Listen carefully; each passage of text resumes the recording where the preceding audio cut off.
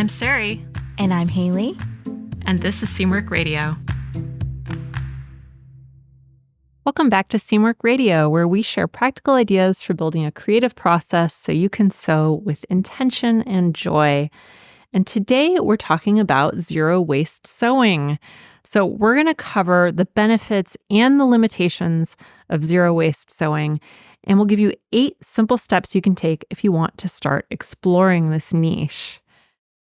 All right. So we have an icebreaker today, Haley, from a community member from Tamak. I hope I'm pronouncing that correctly, Tamak. What do you think is the most overrated sewing notion? And what do you think is the most underrated sewing notion? Okay. I'm going to go with something controversial for overrated. Okay. So I hope I don't upset too many people, but I think overrated for me is the seam gauge. I just feel like the gauge part of it always wears out really fast and gets kind of like loose and slides around. It drives me totally nuts.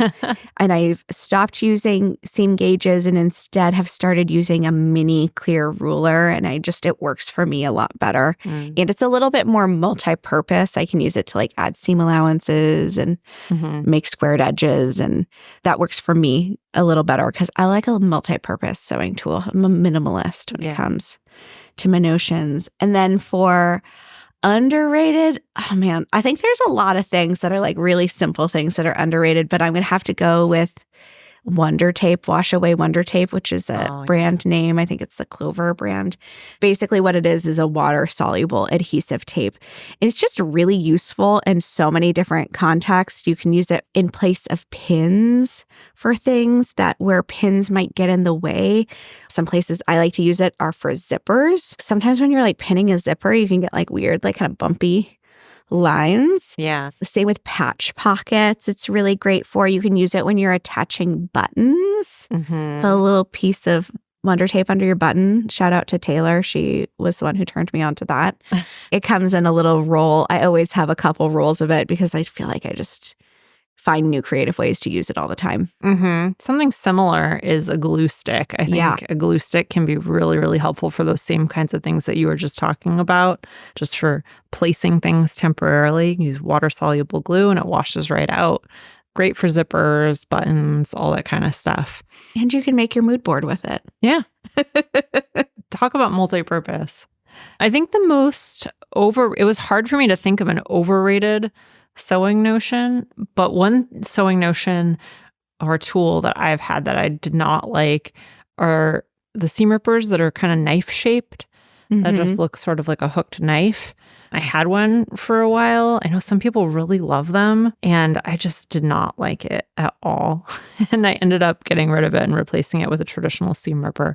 So I don't know if it's overrated because I know most people just use a traditional seam ripper, but some people love them and I just do not. And then as far as underrated, there's so many. There's so many great tools you can use for sewing. But I think the one that I really love that I think is a little bit underrated is a magnetic pin cushion. Yeah. I love having a magnetic pin cushion.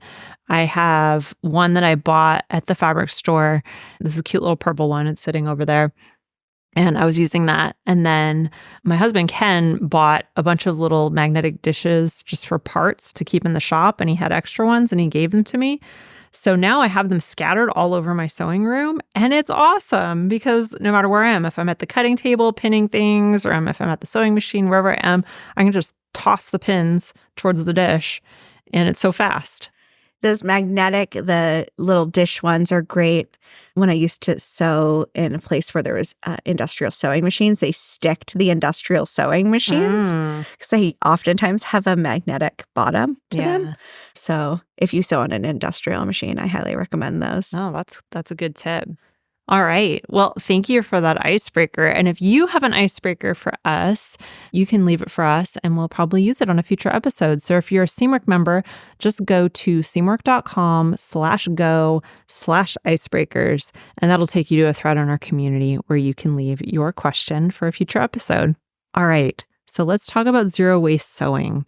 So in our recent Design Your Wardrobe office hours session that we had on Zoom, you guys had a lot of questions about zero waste patterns. So we thought it'd be fun to give you some tips for getting into zero waste sewing. And a lot of these are taken directly from our community and from folks there who have experience with zero waste sewing. So I'm really excited to share them. And I'm also really excited just to learn from the people in the community about this topic, which I've dabbled in, but don't have a ton of experience in myself. What about you? Have you ever used a zero waste sewing pattern? I've made like a fair amount of zero waste accessories, like zipper pouches and little like things like that. And I've made a couple like caftan type dresses using the schematics, like an illustration I saw online. Yeah. And I think that first, when I was in school, I had to design something zero waste at one point. I think that I ended up making kind of like a boxy type top. So I've done a little bit of zero waste sewing here and there, but it's not something that I've incorporated as part of my everyday sewing ritual. Yeah. What about you? Kind of similar. I haven't used a lot of zero waste patterns per se, but I've made zero waste garments. One that comes to mind is a camisole it was just like a ruffled tube with straps. It's really cute.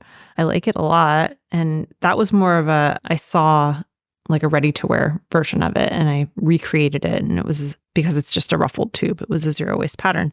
And I've done a few things like that, skirts, some real basic stuff like that. But I haven't gotten into more complicated zero waste sewing. But it's something I would like to try because I am very into using up the scraps that I have afterwards. And I try to use that as much as possible and to waste as little fabric as possible.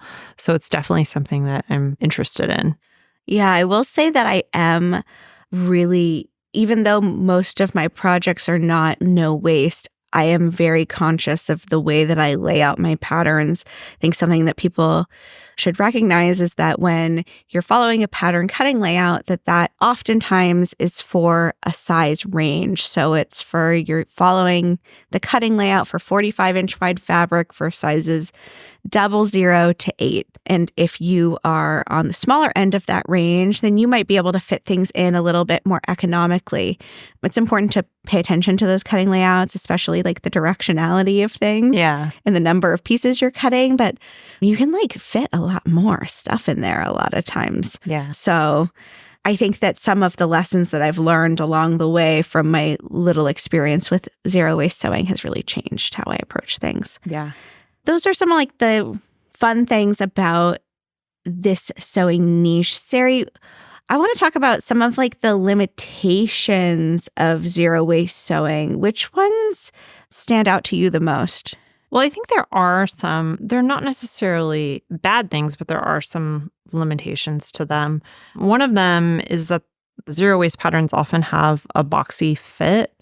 So they're not super fitted. And often that's because you kind of need those more rectangular pieces in order to use up all the fabric. So if that's a look that you enjoy, then it might work for you. But if you prefer a more fitted look, it's very hard to do that, or at least it's hard to recreate a lot of those styles in a zero waste way. Yeah. So I mentioned before that camisole that I made. So one of the things you can do if you do like to show a little bit more shape than your traditional boxy fit, a camisole shows, your shoulders, shows some skin. So you can kind of strategically use the boxiness in certain places without, swaddling yourself in fabric necessarily. Yeah. So that's one way you can work around it, but it is a little bit of a limitation, I think, with zero waste sewing for clothing in particular. So that's one. The other one I would say when it comes to zero waste patterns that I've seen is just the size inclusivity, because it's usually a one size fits all kind of deal. And sometimes you aren't able to fit larger sizes on 45-inch fabric at all.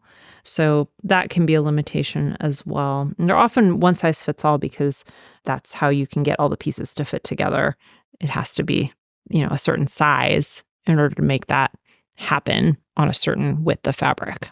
Yeah, I think that's an interesting point. And something else I think that comes up with one size fits all is that every size is going to fit everybody very differently, or something that is graded and has multiple sizes, and as the trade-off to that has some fabric waste to it, the pattern makers can do things to ensure that from size to size that the look and proportions of the pattern are going to be more or less the same from, body to body.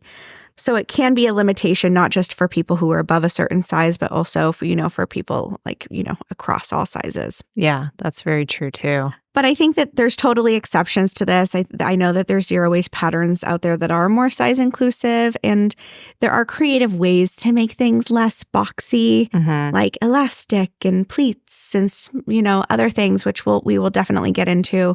But I think it is important to recognize some of the trade-offs that you make. Yeah, absolutely. Would you ever consider a zero waste pattern for Seamwork?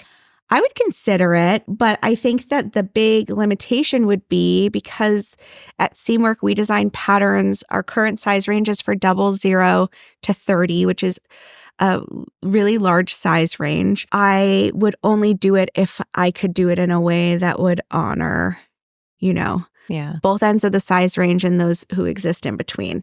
But I would never say never. Yeah. I could see creative ways of doing that, but it might be challenging. Yeah. All right. Well, let's talk about some of the tips. If you're interested in learning about zero waste sewing or getting into it a little bit, I think there's a lot of great benefits to it. And as I mentioned earlier, a lot of these ideas and tips came from our community and from people who are really well versed in zero waste sewing. So I'm excited to learn about this with you guys. Number one, the first kind of step in getting into zero waste sewing, and this is something that you can kind of start with if you're just dipping your toe in, is to just educate yourself on the principles of zero waste sewing. So learning about what that means, what does zero waste actually mean, and what are these principles and what do these patterns look like? And it helps to research and understand why you might want to work with patterns that result in little or no scrap fabric and really kind of investigate the reasoning behind it. And you might also learn some creative ways to minimize waste during the cutting and sewing process, even if you're not sewing with a zero waste pattern in the future. So that's kind of a benefit of doing this initial research. And just doing that initial research on kind of the reasoning behind zero waste will give you the context and the background that you need to get started. Yeah. And also kind of introduce you to some of the techniques that are commonly used, which can be a great jumping off point. I feel like after that, once you kind of have a good understanding of this movement and some of its techniques and trademarks, the most accessible way I find to learn from a pro is to choose a pattern and get a little bit of firsthand experience with it. So look for those sewing patterns specifically designed with zero waste principles in mind. We got a whole bunch of recommendations from you all in the community, which I'm going to list, but we will also put these in the show notes for you. We have Holly McQuinlan, and I know that they have a book on zero waste fashion design and also some patterns. Brigitte Helmerson, they have patterns and a zero waste book as well. Cindy from the So, also Liz Haywood, Fiber and Cloth, and we actually interviewed Alexis here on the podcast, so you can also listen to that episode if you want to learn more about her and her work. And then lastly, Chris Wood Sews has a lot of really cool beginner-friendly low-waist designs. I'm a big fan of their patterns. I think they're really cool. Yeah. Those are some great recommendations. I'm glad we're going to put those in the show notes and people can check them out on their own because there's some really great ideas in there, great makers in there. The next step is to understand a little bit more about pattern layout. So pattern layout is a really important part of zero waste sewing. So it's really important to pay attention to how pattern pieces are laid out on the fabric when it comes to zero waste sewing. They often involve innovative techniques like folding or rotating or tessellating pattern pieces in order to use the entire fabric without leaving any scraps. So really understanding how those things work will be helpful to you because it's different from the kinds of sewing that you might be used to. And there might be some different techniques that you're not used to doing that'll help you to use up all that fabric.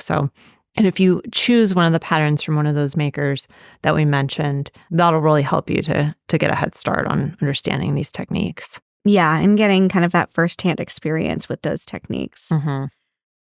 Our next tip is to experiment with fabric manipulation.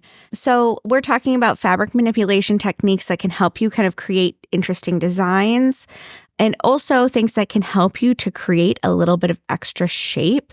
As we talked about earlier, that sometimes this very specific silhouette that zero waste can lend itself to can be a drawback for some people, but there are some really great creative workarounds. You can do things like smocking, either by hand or like elastic smocking on your sewing machine, pleating, creating tucks, even darts, different ways that you can create some shape in a garment without using excess fabric or having fabric waste are really great. And sometimes these are used in the context of creating shape, and sometimes they're just used to manipulate the shape of the garment in place of seams, really. Right. And those are things you can carry into your other projects as well. So if you learn a little bit more about how to create shape in sort of a boxy, no-waste garment like this, that's something that you can then add to other garments that you're sewing in the future if you wanted to add a little bit more shape, which is kind of a nice side benefit. The next tip is to practice sustainable fabric choices. So when you're doing zero waste sewing, you're oftentimes doing it in order to eliminate waste, obviously, and to make more sustainable choices. So learning a little bit about fabric and how to make sure that your materials are also sustainable can be really helpful in this endeavor. So you want to look for sustainable and eco-friendly fabrics, things like organic cotton or linen or tencel or other environmentally friendly materials that really just kind of align with the principles of zero waste sewing. And you can also upcycle different textiles. You can upcycle fabrics that you might already have. I think one thing that's important to remember is, following along with the principles of zero waste sewing, it might help to eliminate waste just to use something that you already have rather than buying something new just so you can make a zero waste garment out of it. Maybe that's self-evident, but to me, it seems more sustainable to use a fabric, even if it's not, linen or hemp or something like that, and actually make use out of it rather than having it just sitting around if you can create a zero waste garment from it. So I think that's kind of a cool idea as well. Yeah, as they say, the most sustainable option is the one you already have. Yeah, exactly. All right. Our next tip is to, again, learn from the pros out there. There's a lot of people who are really knowledgeable in this. Sarai and I, are admittedly, have dipped our toes in this pond, but there's a lot of classes and workshops out there, and there's nothing that can replace learning from a total pro at something.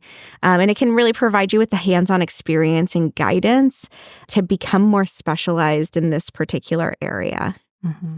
The next tip is, and I think this applies to anything that you're trying out for the first time, which is just to start small and begin with simple projects to really get a feel for those zero waste techniques. And then as you gain confidence, you can kind of gradually take on more complex designs and projects. And I mean, this works for anything that you're just getting into, but I think for zero waste sewing in particular, it can be a little bit intimidating to start with a big garment. And it can be a lot more manageable to begin with something small, like some of the projects Haley mentioned earlier, something very simple like a pouch or something like that, just to kind of get a feel for it. And our final tip is to really consider how much you want to incorporate it into your sewing plans and your sewing practice once you get a taste for that zero waste sewing and its principles and techniques. You might find that you really enjoy it, but you only want to make a few projects here and there, which is great. Or you might want to make it like a big part of your sewing practice, which would be wonderful as well.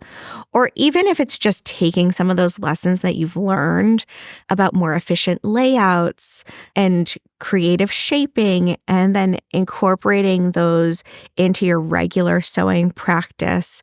I think everybody has different goals with their sewing. But for me, my goal is never perfection, because I do think that can be a really, really hard thing to hold yourself to.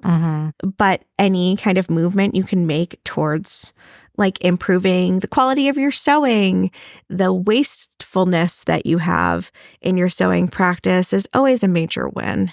Yeah. I think another way that I could see zero waste sewing being incorporated into your practice is if you discover a pattern or a way of sewing something that does produce zero waste, it's kind of nice to have that in your back pocket so that you can go to the fabric store, and if you do happen to find something that you love, you know exactly how much you need, and you know that you will use it all, and you can make something over and over and again with a certain length of fabric. And that's kind of cool, because that just provides you another option without having to think about what design you're going to make or how much you need. It just kind of like, it's something nice to sort of have in your back pocket, I think. Yeah, that's such a great side benefit. Yeah. All right, well, let me recap the tips that we had for you today, many of these from our community. One is to educate yourself on zero waste principles and understand the context of zero waste sewing. Then choose zero waste patterns, and we gave you some options for that, which we'll link again in the show notes. 3 is to understand pattern layout and some of the different ways that patterns are laid out when it comes to zero waste sewing. 4 is to experiment with fabric manipulation so you can add shaping where you want it. 5 is to practice sustainable fabric choices in addition to those sustainable patterns. 6 is to take a zero waste sewing class or workshop if you'd like to dive deeper and learn a little bit more. 7 is to start with small projects and begin there and then gain confidence over time. And then 8 is to consider how much you want to incorporate it into your ongoing sewing life. All right. What's your big takeaway from this episode, Haley? I think that what this got me thinking about when we were talking about limitations to zero waste sewing, immediately my mind started going to all of the different workarounds and creative ways that you could kind of solve those limitations in a way, or maybe make them less limiting to you. And it just made me think about how powerful sewing is and how much it allows us to think outside of, not just think outside of the box. It does give us the knowledge to do that, but also to actually like live outside of the box. And I just think that that's a really beautiful thing, to have something in your life that gives you that mindset, that perspective shift that allows you to see limitations as creative opportunities. Yeah, that is such a good point. I think that's really cool, and the kind of different mindset that something like this provides, even within the context of sewing, which is already kind of a different mindset, is really cool, and it sort of stretches your imagination a little bit, which is really nice. I think for me, what this brought up for me is I love this idea of kind of having a zero waste project in your back pocket, and especially I think for something like an accessory or something that could be a gift for others, I think that would be a really neat thing to have. So that's something I'm going to investigate more, because I could see that being something that I could incorporate into my sewing for years to come. So that's kind of a cool idea. All right. Well, if you have more questions about zero waste sewing, you can ask them in our community. We've got a lot of knowledgeable people there who contributed to this episode. So we just have some of the nicest and most helpful sewists that you can imagine in the Seamwork community. And our team, along with thousands of Seamworkers, are here to talk to you and to cheer you on every day. So you can ask any question about sewing with absolutely no judgment, and you'll always get some amazing answers. You can also share your finished projects, and you can create your own goals, and we'll even email you reminders to keep you on track if you want that. So it's the perfect place to go when you need a quick boost of creative energy. And if you liked this episode of the podcast, please consider leaving us a review. We love reading your reviews and getting those 5-star ratings. It really helps other people to find the show as well. So if you have a moment and you can leave us a review on Apple Podcasts or on Spotify or wherever you happen to be listening right now, we would super, super appreciate it. You can also follow us on YouTube at Seamwork Video. You can follow us on Instagram at Seamwork. And if you'd like to join Seamwork and become part of the private community I just talked about, plus get access to hundreds of sewing patterns and dozens of sew-along classes, our podcast listeners get a 50% off lifetime discount when you join at seamwork.com/go/podcast50. So that's seamwork.com/go/podcast50. And that wraps us up this week. I'm Sarai. And I'm Haley. And this is Seamwork Radio. Seamwork Radio is brought to you by the team at Seamwork. Seamwork's an online community that supports you in creating a wardrobe that feels right for you. When you join us at Seamwork, you become part of our private community of makers, and you also get access to monthly sew-along classes, a library of over 200 sewing patterns, and tons of great resources to help guide you through the sewing adventure that you choose. Podcast listeners can get half off a Seamwork Unlimited membership, which means you can download as many of those 200 plus patterns as you want at any time, and our community will be there to guide and support you. If you'd like to join us for half off, just visit seamwork.com/go/podcast50. You can also find us on Instagram at Seamwork or visit our YouTube channel, which is called Seamwork Video. We love hearing from you, so let us know if there's a topic or a personal story that you'd like us to cover. Thanks for listening to Seamwork Radio.